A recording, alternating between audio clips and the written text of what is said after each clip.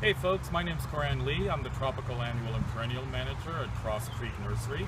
Today I'm going to show you something a little bit different. One of our customers bought this beautiful lace leaf Japanese maple and one of our pots and wanted a little bit of design input for what to do with it as a permanent display. I am going to use Japanese bonsai techniques. While we're not creating a real bonsai, I'm going to use some of those principles in order to make this pot something that can last for decades with a little bit of maintenance. First thing we're going to notice is that I'm going to take this guy out of the pot, and we do have to trim off some of the soil that is extra on here. So, don't be afraid. This is actually good for the tree. We're going to lighten up the root mass a little bit, and I also want to expose some of the roots on the very top so that we can get a little bit of character on the tree and plant it right to where the root collar comes out. So I'm just lowering the grade of the tree a little bit, roughening this up. Remember, you don't have to do that when you plant your annuals and perennials. This is something that you do for woody plants in order to untangle the root mass so that they can go out. There we go. I'm going to put him aside for a minute. In order to provide drainage in this pot, I'm going to use a little bit of perlite to create drainage medium. There are 2 holes in the bottom of this container. It is absolutely vital that your container have drainage. I am going to use this mesh material over the holes. You can use anything you have on hand, and we're going to provide a little bit of drainage by having a bag of perlite. Perlite is great because it doesn't add any weight, it's inert, doesn't breed bacteria, and it will provide a drainage area. Now, just to give you an idea, if we were going Western art style, this tree would probably end up in the middle with something left or right. That's totally fine, you can do that. We're going to go a little bit more Asian. We're going to divide the pot in half and plant the focal point of the tree over to one side, and then I have other things that we're going to balance it out with. The major element of Asian design is balance, not symmetry. I need to add a little soil to this container to raise it to the right level. This is potting soil. If a plant is in a container, it must be in potting soil. Doesn't matter if it's a Japanese maple or a tomato or a geranium. If it's in the garden, it has to be garden soil. In a container, potting soil. It won't pack down. It'll stay nice and light. So we're just going to play with this a little bit until we have it in the right spot. We want to make sure that we don't plant the tree too high so that the customer will still be able to water. We're looking for about a 2-inch rim from the top of the container. I need to add a little bit more soil. We're also going to prune the top of the tree a little bit to give it more of a Japanese effect when we're done. Like I said, artistically, what we did, divided the pot in half, and the main focus of the pot goes over to one side. Hey, Kristen, can I ask you to hold him for me for a bit? This is Kristen. She works in trees and shrubs. I'm going to add a little bit more soil. So you would want it, so we wouldn't turn it, you would have the part that's trailing. Actually, what we're going to do, if you think about it, we're going to create a whole effect with the pot and the tree together.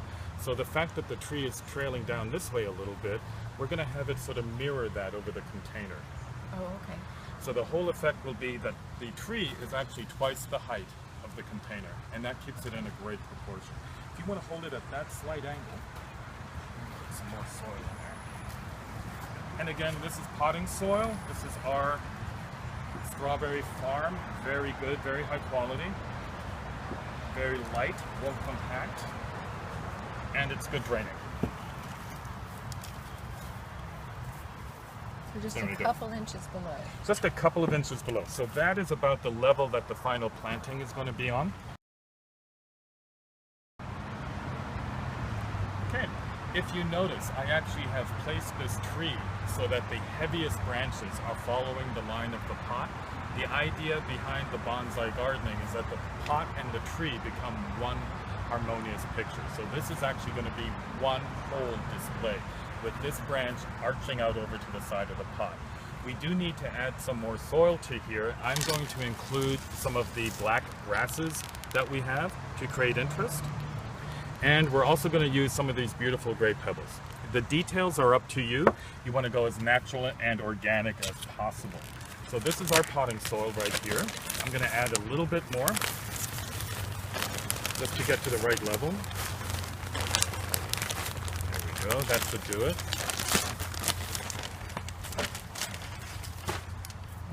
Now the same principle when we were doing the original planting of the tree, we're going to divide the pot in half visually. This element is going to go off center to the other side. So this is some real pretty mondo grass. I'm going to plant it slightly off center. There we go.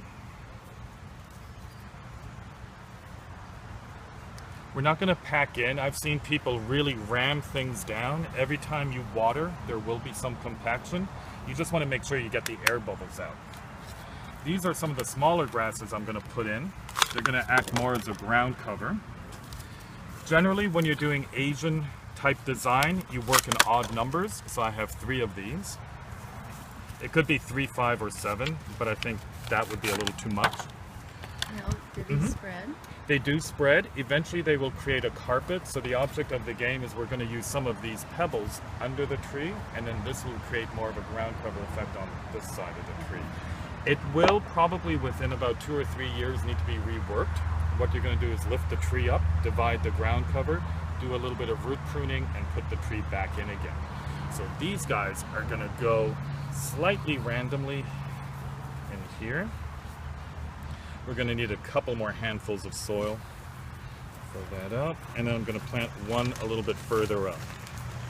Trying to avoid straight lines, trying to avoid sharp angles. We want everything to be rounded and soft. Perfect, Kristen, thank you. And when we water it in, we'll do all the cleanup for it. Great. Is that All enough? right. Yeah, that should be good. There we go. All right. Now these are some of the beautiful pebbles I found. I'm actually going to hand place these, sorry, Ben, so that they don't look too contrived. Now I have a question. Yeah. They do not put pressure on the roots? They won't? They do not. They do not. If you think about it, in nature, you have all this kind of stuff happening all the time. Mm-hmm. It's totally natural. They will actually help prevent heat from building up. Oh, really? Yeah, because they absorb the heat. So, but once they absorb the heat, that does not transfer down into the... Oh, It that's doesn't. interesting. Yeah, no, it's a really good idea. Gravel mulch is actually quite cool underneath. Mm-hmm. There's a number of things that you could do here. If you were thus inclined, we could make a pattern. I don't think I like that quite as much. So we're going to try to be a little bit more random with these pebbles. And do you do the entire pot or just... We're going to do the entire pot, leaving a little bit of room in this area here for the grasses to take over. Okay, so we're just putting on a few of the finishing touches now. I'm just putting these pebbles down, trying really hard to keep it random, even though it goes against my nature. So we're trying to make it look natural.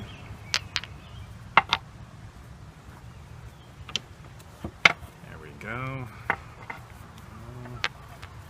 And just a few scattered around the laribe to give them lots of root room to come up.